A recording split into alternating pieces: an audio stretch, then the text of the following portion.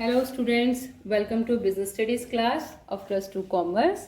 आज हम business studies का एक नया चैप्टर स्टार्ट करने जा रहे हैं क्योंकि हमारे फर्स्ट एंड सेकंड चैप्टर जो है वो कंप्लीट हो चुके हैं एंड आई होप आप सब ने वो कवर अप कर लिए होंगे।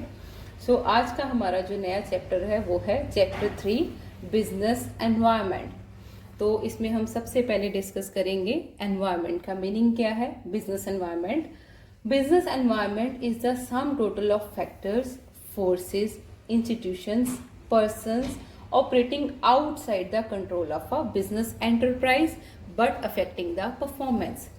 बिजनेस एनवायरनमेंट में हर वो चीज़ इंक्लूड है, चाहे वो कोई भी कोई एक्ट हो, कोई इंस्टीट्यूशन हो या कोई पर्सन हो जो है तो बिजनेस से बाहर, लेकिन उसके जो ऑपरेशंस हैं, उसकी जो एक्टिविटीज़ हैं वो बिजनेस के कंट्रोल में नहीं है, लेकिन उसका इफेक्ट बिजनेस पे आ रहा है, उसको हम बोलते हैं बिजनेस एनवायरनमेंट।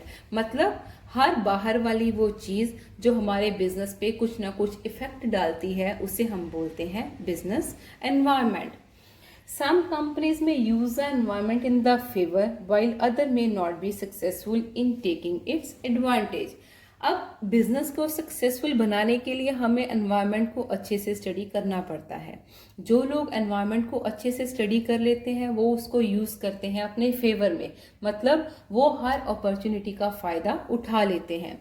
लेकिन कुछ पर्सन्स ऐसे होते हैं जो एनवायरनमेंट को लेके अलर्ट नहीं रहते, तो वो कभी भी एनवायरनमेंट का फ़ायदा नहीं उठा पाते और अपने बिजनेस को उस लेवल पे नहीं पहुंचा पाते जिस लेवल पे वो पर्सन पहुंचा लेता है जो एनवायरनमेंट को समझ के उसका फ़ायदा उठाता है। अब हमारा नेक्स्ट टॉपिक है फीचर्स और characteristics of business environment. Features या characteristics one and the same thing है। तो इसमें सबसे पहला है totality of external factors. Business environment में बाहर की वो हर चीज़ इंक्लूड है जो हमारे बिजनेस के कंट्रोल से बाहर है, लेकिन वो हमारे बिजनेस को इफेक्ट कर रही है। तो it is the totality of external factors, मतलब बाहर के हर फैक्टर्स इसमें इंक्लूड होते हैं। Second is specific and general factors.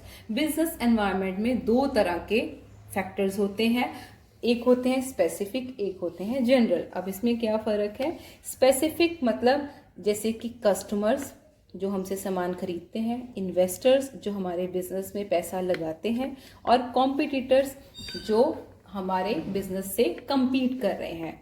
ये वो पर्सन्स हैं जो हमारे बिजनेस को डायरेक्टली इफेक्ट कर रहे हैं, इसीलिए इनको कहा जाता है स्पेसिफिक फैक्टर्स। और पॉलिटिशियंस या लीगल मतलब जो कानून बनता है, ये वो चीज़ें हैं जो हमारे बिजनेस को इफेक्ट तो करती हैं लेकिन इनडायरेक्टली करती हैं, तो इन्हें कहा जाता है जनरल फैक्टर्स। सो बेसिकली इसमें क्या डिफरेंस हो गया? जो हमारे बिजनेस को डायरेक्टली इफेक्ट करेगा वो होंगे स्पेसिफिक फैक्टर्स, जो हमारे बिजनेस को इनडायरेक्टली इफेक्ट करेंगे वो होंगे हमारे general factors. Third one is interrelated factors. Interrelated factors का मतलब होता है कि एक चीज़ एनवायरनमेंट में अगर चेंज होती है तो उसका इफेक्ट दूसरी चीज़ पे आता है, वो चीज़ें आपस में कनेक्टेड होती हैं। कैसे, वो आप एग्जाम्पल देखिए तो आपको ज़्यादा क्लियर हो जाएगा।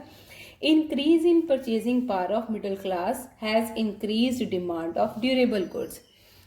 अब अगर मिडिल क्लास की इनकम इंक्रीज हो जाती है तो इससे उनकी परचेजिंग पावर इंक्रीज हो जाती है। तो कहते हैं मिडिल क्लास की इनकम बढ़ने की वजह से जो ड्यूरेबल गुड्स हैं, ड्यूरेबल गुड्स कौन से? जिनकी लाइफ ज़्यादा होती है, जैसे कि रेफ्रिजरेटर, वॉशिंग मशीन, तो इन चीज़ों की डिमांड जो है वो बढ़ चुकी है। तो ये इंटररिलेटेड फैक्टर्स हो गए, क्योंकि मिडिल इनकम ग्रुप की इनकम बढ़ी तो ड्यूरेबल गुड्स की डिमांड बढ़ी, उनकी परचेजिंग पावर भी इंक्रीज हो गई। Next feature is uncertainty. इसका मतलब है जो बिजनेस का एनवायरनमेंट है वो अनसर्टेन है। अनसर्टेन का मतलब इसमें कुछ भी फिक्स नहीं है। हम इसके लिए एक एजम्पशन लगा सकते हैं लेकिन हम कोई श्योरिटी नहीं दे सकते कि आने वाले टाइम में ऐसा ही होगा। तो नथिंग इज सर्टेन, मतलब कुछ भी फिक्स नहीं है बिजनेस एनवायरनमेंट में। Next one is complexity. Complexity का मतलब होता है जो बिजनेस एनवायरनमेंट है वो influenced by a number of factors, मतलब बहुत सारी ऐसी चीज़ें हैं जो हमारे एनवायरनमेंट को इन्फ्लुएंस करती हैं, एनवायरनमेंट को इफ़ेक्ट करती हैं।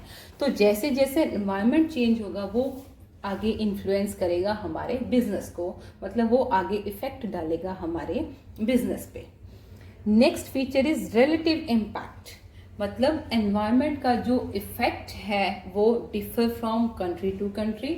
मतलब किसी देश में एनवायरनमेंट कई बिजनेसमैन के लिए फेवरेबल हो जाता है, लेकिन वही चीज किसी देश में जाके अनफेवरेबल भी बन सकती है। चाहे सेम तरह का एनवायरनमेंट हो, वो एनवायरनमेंट किसी कंट्री के लिए पॉजिटिव साबित हो सकता है लेकिन किसी कंट्री के लिए नेगेटिव। और कंपनी टू कंपनी, मतलब जो एनवायरनमेंट है वो किसी के बिजनेस को नुकसान पहुंचा देता है और किसी के बिजनेस को बहुत ज्यादा सक्सेसफुल बना देता है। तो मतलब इसका जो एनवायरनमेंट का जो इफेक्ट है वो कभी भी सेम नहीं रहता, ना ही किसी कंट्रीज पे सेम रहता है, ना ही अलग अलग कंपनीज पे सेम रहता है। इसका हर जगह पे इफेक्ट जो है वो अलग तरह का होता है। लास्ट पॉइंट है फीचर का डायनेमिक, जो हमारा डायनेमिक का मतलब होता है विच कीप ऑन चेंजिंग। जो हमारा एनवायरनमेंट है, बिजनेस एनवायरनमेंट, वो डायनेमिक है, वो कभी भी स्टिल नहीं रहता, वो हमेशा चेंज होता रहता है। आज का एनवायरनमेंट हो सकता है हमारे लिए फेवरेबल साबित हो, लेकिन वो एनवायरनमेंट वैसे ही चलता रहेगा ये कोई ज़रूरी नहीं है। तो इस बेसिस पे हम ये कभी नहीं कह सकते कि अगर आज हमारा बिजनेस सक्सेसफुल चल रहा है तो हमेशा सक्सेसफुल ही रहेगा। No, that is not a surety, because जो एनवायरनमेंट है वो हमेशा चेंज होता रहता है। अगर हम उसको अच्छे से स्टडी कर लेंगे, उसको समझ लेंगे, तो हम उसका फ़ायदा उठा सकते हैं, वरना वो हमारे बिजनेस के लिए बहुत ज़्यादा नुकसानदायक भी साबित हो सकता है। सो स्टूडेंट्स, आज आपने लर्न करने हैं features of business environment. That's it for today. Okay students, thank you, have a nice day. और इस चैनल को लाइक और सब्सक्राइब करना ना भूलिए, ताकि आपकी स्टडी ऐसे ही ऑनलाइन चलती रहे। Thank you.